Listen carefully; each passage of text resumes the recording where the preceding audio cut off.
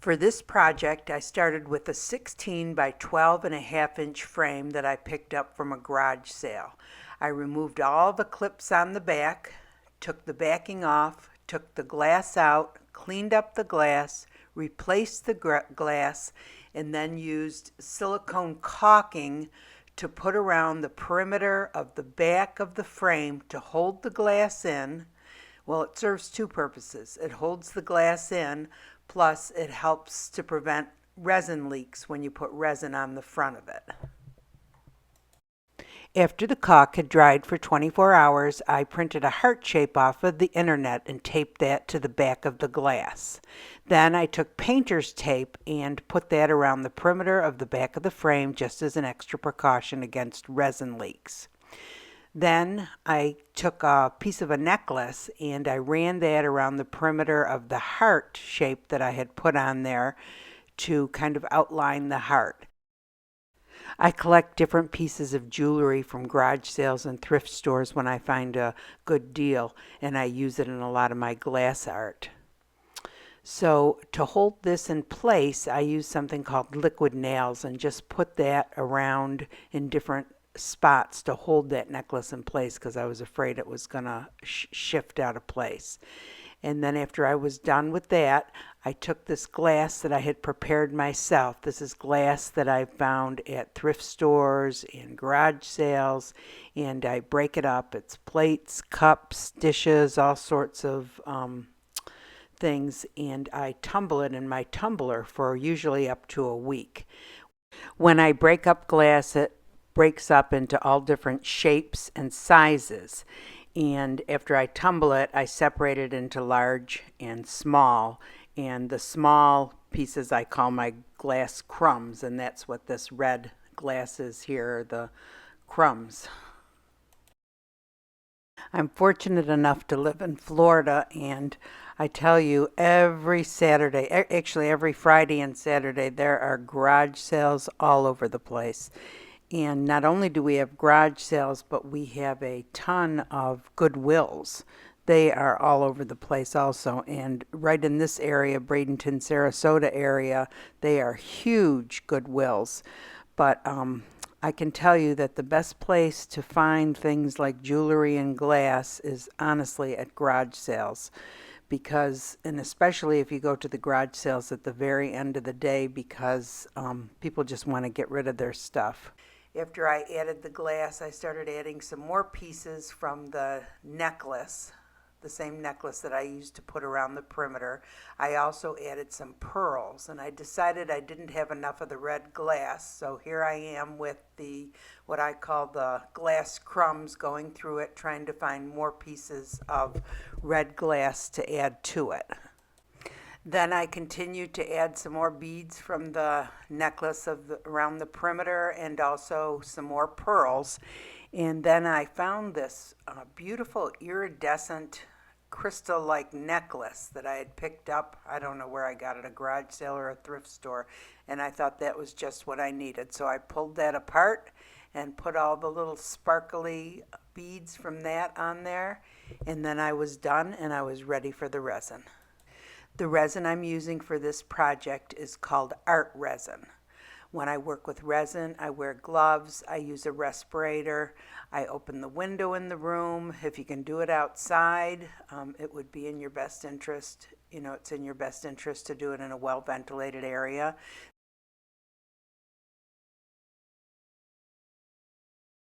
Having said that, art resin is supposed to be one of the safer resins. A lot of the other resins have what they call VOCs, and I'm by no means a resin expert, but I know VOCs can be very harmful to your health. And some of the resins that I was using before I started using art resin, and I still actually have some left, and I'm going to eventually finish them up, you know, they can irritate your eyes and your nose and your throat. They can cause difficulty breathing. They can cause nausea, and they can cause damage to the central nervous system. That's why it's really important to wear a respirator with the other resins that have VOCs. And VOCs stand for volatile organic compounds. This is a 1-to-1 ratio resin, 1 part resin to 1 part hardener. When you first start out, it's clear, and as you start to mix it, you'll notice it becomes cloudy. After about 3 minutes of mixing, you'll notice it becomes clear again, and that's when it's ready to pour. You're supposed to mix it slowly. The slower you mix it, the less bubbles you'll get. I know it looks like I'm stirring it super fast, but I have the video sped way up. You're supposed to scrape the sides and the bottom to make sure it's thoroughly mixed, and then you'll see it's clear again and it's ready to pour. I usually spoon it over the glass first, and when I think everything, all of the glass is saturated, then I start going around the sides and into the corners. I know they always say it's self-leveling, resin is self-leveling, but you really have to push it up into the corners and along the sides, or you're going to find you have some empty areas. Now, after you're done smoothing out the resin, I use my kitchen torch to get the little bubbles out. This you have to just move around fast, quickly. You can't hold it in one spot, or you could, I guess, catch something on fire. I used to use a heat gun, which was fine, but the problem with the heat gun is it blows, and a lot of times the glass moves from where you have it set. And then you have the long cord that can kind of get in the way, and this heat torch, kitchen torch, is so convenient. A lot of times when you use it, you have to do it twice to get all the bubbles out, but you just have to be patient. Now for the kitchen torch, you have to buy the butane separate, but it's super easy to fill.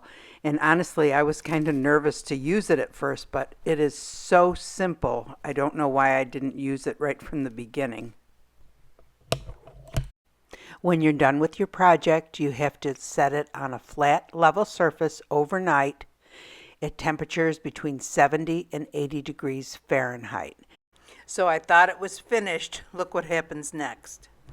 So it's finished, but when I went to look at it this morning, I couldn't believe all the little things that were in it, and I don't know what it is. I think, you know, the piece of jewelry that I used to put around the outside was attached with string, and I was, you know, cutting it and fitting it.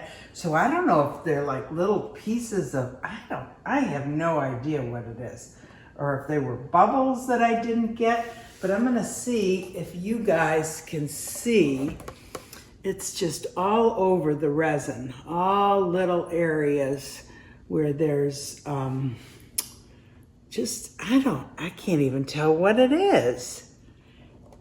And I've never had this happen before. Once in a while I'll get a cat hair. We got a bunch of cats around here, but a cat hair or a bubble left in there or something. I'm pushing it around like that so that maybe you can see it. And but I've never had this happen. There's like 30 or 40 spots all over it. And so I'm going to try to fix it, and I'm going to see what we can do about it. So I started what I thought was the final repair with 220 grit sandpaper and sanded all around all the different areas. And I had watched multiple videos on sanding the resin, and everybody had a different idea of how they were supposed to do it. So this is what I did. I used 220 grit, got all the areas done, spent at least 15 minutes doing this, and wasn't really sure I got everything. And then now here you can see how scraped up the surface looks. And then next I went on to 400 grit sandpaper and sanded for another 5 or 10 minutes. And then I cleaned everything up and I was ready for the resin. I went ahead and used the same resin I used in the beginning, the art resin, and I spread it all over the clear glass this time, not the glass in the center, the glass that made up the heart. I used the butane kitchen torch again, and it was out of butane. So here you can see how easy it is to refill it. You just take your butane, stick it in the little hole, and push, and you'll hear the air going into it, and when the noise stops, you take it out. And it's just as simple as can be. If I had known how simple it was a long time ago, I would have started using that. But, you know, I'm kind of learning as I go. And then, of course, I let it sit overnight to dry. And the finished product wasn't really finished. So it still had a bunch of spots on it. And I just couldn't believe it. So then I watched this another video, and it said to use a much coarser grit sandpaper. So this time I went to 80 grit. So remember, the lower the number, the coarser the grit is. And I really thought I was ruining it this time, so I just went around it. And this time I only took 5 minutes because the grit was so coarse, it scraped everything up really fast. So I went over the whole project again, like I said, only taking 5 minutes, and then redid the resin. And that's what did the trick. It turned out beautiful. I should have used 80 grit sandpaper right from the beginning. Okay, third time's a charm. Boy, this was a pain in the butt. So the first time I did it with finer sandpaper, and then the second time I redid it, I did it with more coarse sandpaper. I used the 80 grit. And there was a video I had watched on Art. So Art Resin has their own website, or yeah, right. Art Resin has their own YouTube channel. Spit it out, Linda. Has their own YouTube channel, and there's a lot of valuable information on that. And they're the ones who said to sand it at 80 with 80 grit. And after I sanded it and wiped it off and then put the resin over it again, I could kind of see through to all the scratches, and I was really worried that the scratches were going to show up. But I mean, it really turned out beautiful. I wiped the back of it. I guess it went away. It was a little bit foggy from the alcohol, but there might be a little spot down here. But other than that, it really looks good. It looks nice and clear. It looks nothing like it did before. So the 80 grit was really what to do. And gosh, I had watched so many different videos on how to get rid of that. And there was everything you could think of as far as getting rid of scratches or stuff in your resin, and using multiple grits of sandpaper, getting finer and finer. But so the last time I did it, it was just with 80 grit, and it seemed to get rid of it.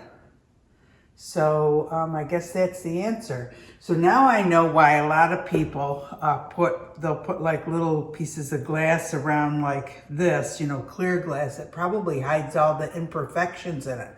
So that's kind of a good idea if you don't want to mess with it. But then once you do that, you wouldn't be able to sand it because, all the glass would be in the way. But yeah, I'm really happy with it now. And so hopefully that helps you guys if you ever have any problems. It really wasn't that hard. I mean, I ended up sanding it twice and resining it, so 3 times. And but now maybe you guys won't have to do that because you know to use a coarser sandpaper. So anyway, if you like the video, hit the like button. That helps the channel. And if you want to see future videos, subscribe, and then it notifies you when another one comes out. And have a great day.